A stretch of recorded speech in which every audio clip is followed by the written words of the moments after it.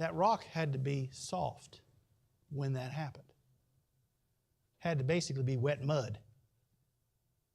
So it wasn't millions of years, because this is supposed to have happened, been laid down millions of years before this.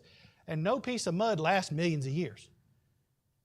So how in the world can you have soft mud for 400 million years and then bend it, because this is supposed to be 400 million years newer than this? How come that's not hardened? How come I don't see fracture lines? Because it was all laid down during the flood just a few thousand years ago. It ain't millions of years old. That's a pretty interesting piece of information. So it was all bent at the same time. These layers were laid down so fast, it didn't have time to harden. That matches Noah's flood. Not millions of years. Is any of this making sense? I mean, it kind of makes sense.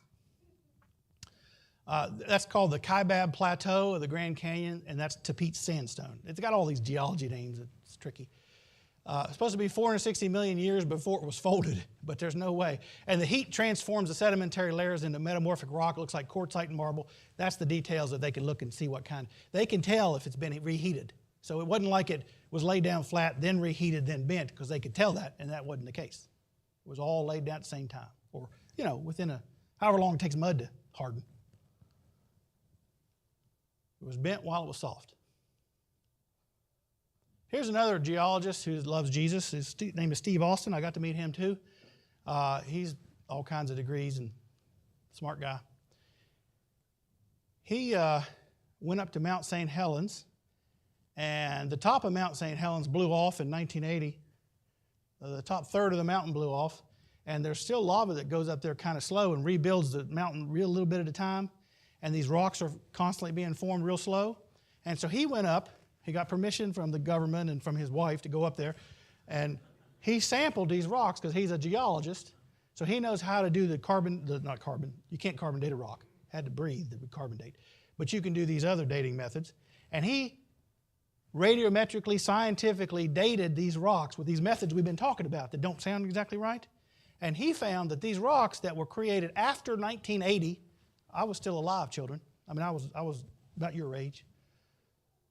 These rocks dated to be 2.8 million years old, and we know they're younger than me. So something isn't right with those dating methods.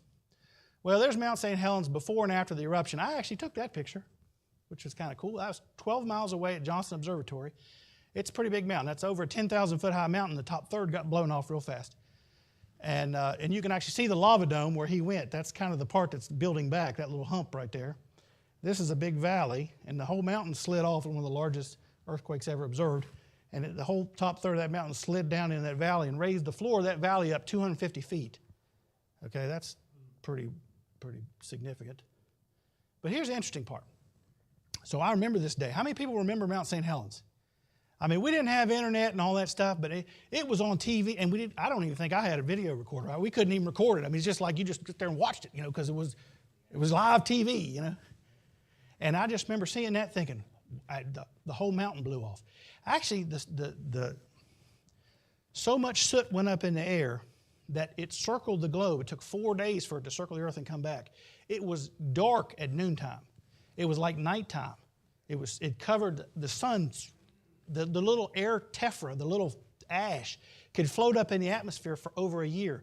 The earth cooled down by like half a degree from one silly little volcano. It ain't even a big one. Well, on May 18, 1980, it erupted, and people in this room remember it. And in 4 hours, it laid down very fine layers of ash. There's a guy's hand.